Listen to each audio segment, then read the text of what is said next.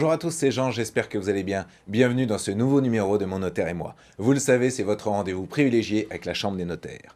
Aujourd'hui, j'ai le plaisir d'accueillir Maître Vincent Morellon, représentant la Chambre des notaires, qui est ici pour nous présenter comment on peut anticiper la transmission de son patrimoine. Alors bonjour Maître. Bonjour, merci pour l'invitation. Et avec grand plaisir. Alors quel est le rôle du notaire dans l'organisation de son patrimoine ? Alors, ce rôle essentiel, c'est d'anticiper à la fois sur la transmission, sur un équilibre avec les droits du conjoint, le tout dans une fiscalité souvent maîtrisée. Ça, il faut pouvoir avoir travaillé dessus et c'est en cela que les notaires sont à la disposition de leurs clients. Justement, c'est un sujet qui vous tient à cœur et on a eu la chance de réaliser un reportage lors d'une conférence que vous avez organisée sur le sujet.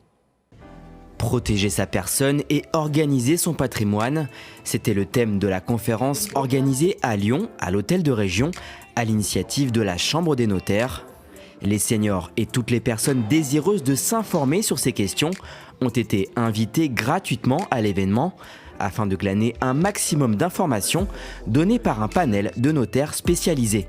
J'ai trouvé très intéressantes les informations qui permettent d'organiser la fin de vie et le après, et en particulier tout ce qui est sur les donations qui permettent en effet d'envisager ce que vont devenir tous les biens que l'on peut avoir. Tout est intéressant dans le rôle des notaires. Je pense qu'il est nécessaire, quand on a du patrimoine, d'aller les voir, pas faire d'erreur. Voilà. Anticiper sa retraite, c'est bien plus que préparer ses loisirs ou ses finances. C'est aussi préserver sa liberté de décision et assurer la protection de ses proches. Pour cela, les notaires ont donné des conseils avisés qui sont à adapter au cas par cas. On peut être concubin, on peut être partenaire dans un pacte et on peut être conjoint marié. Donc en fonction de cette organisation qu'on aura mis en place, il va falloir potentiellement faire un testament pour donner à son partenaire des droits dans sa succession, puisque la loi n'en laisse qu'au conjoint survivant. La pension de réversion, c'est une prestation qui est versée au conjoint survivant et qui est calculée sur la base de la retraite du défunt. L'idée, c'est de pouvoir assurer au veuf ou bien à la veuve un complément de revenu qui va lui permettre de continuer à mener à bien son quotidien. Chaque famille a ses particularités et chaque position est différente au sein même de la famille.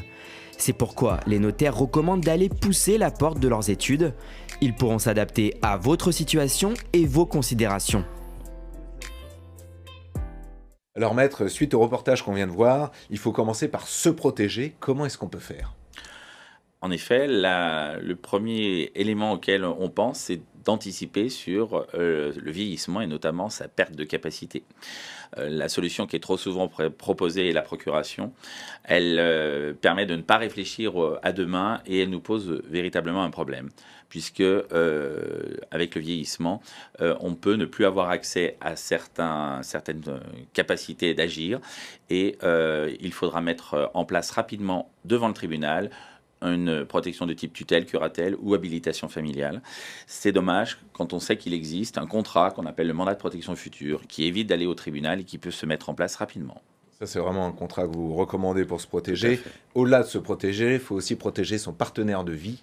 Comment faire ? Actuellement, si on ne fait rien, on est en situation de concubinage, donc aucun droit, pas de testament prévu, avec, si jamais on le prévoit, une forte fiscalité, donc c'est rédhibitoire.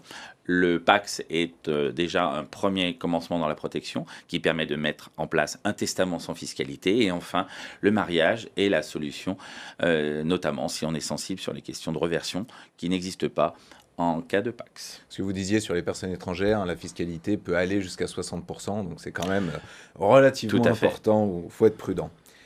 Il faut aussi évidemment prendre en compte les règles fiscales et successorales. Est-ce que déjà on peut commencer par une explication des règles fiscales ? La fiscalité donc dans la famille, notamment vis-à-vis des enfants, est assez importante. Au-delà d'un abattement de 100 000 €, on est taxé à 20%, ce qui veut dire que le patrimoine devra être transmis de manière en fraction, j'ai envie de dire, dans le cadre de donation, car sinon, s'il arrive d'un coup lors de la succession, il sera là aussi taxé significativement. Alors au niveau des donations, il y a des limites de temps, donc il faut On peut essayer d'anticiper recommencer le plus possible. tout à fait. Plus on commence tôt, mieux c'est, puisque si on a une espérance de vie entre 80 et 90 ans, ce qui est aujourd'hui ce qu'on peut voir, eh bien, il faut avoir au moins commencé une donation avant. C'est-à-dire que, j'ai envie de dire, si on veut l'avoir fait au moins 2 ou 3 fois, à partir de 50 ans, il faut commencer à y réfléchir. Et le dernier point, d'un point de vue successoral, il faut faire attention à l'égalité entre les... Ça, c'est un point qui, pour nous, est problématique. À part les notaires, peu d'autres professionnels s'en occupent. Et lorsqu'on règle la succession et qu'on doit rappeler qu'il y a 10 ans, une donation a été faite, ça crée un déséquilibre vis-à-vis des frères et sœurs. On doit le rééquilibrer dans la donation et c'est assez... ça crée un trouble dans le règlement de la succession. C'est dommage parce qu'on aurait pu anticiper et travailler autrement pour éviter ces situations. Donc il faut être prudent et surtout, il ne faut pas hésiter à aller voir son notaire pour réaliser son bilan patrimonial Nous sur sommes le là sujet. pour cela, tout à fait. Merci. Merci Maître pour cette présentation. Merci à vous d'avoir suivi cette émission. Et n'oubliez pas, on se retrouve dans un nouveau numéro de Mon Notaire et moi. Et d'ici là, restez connectés sur BFM Lyon.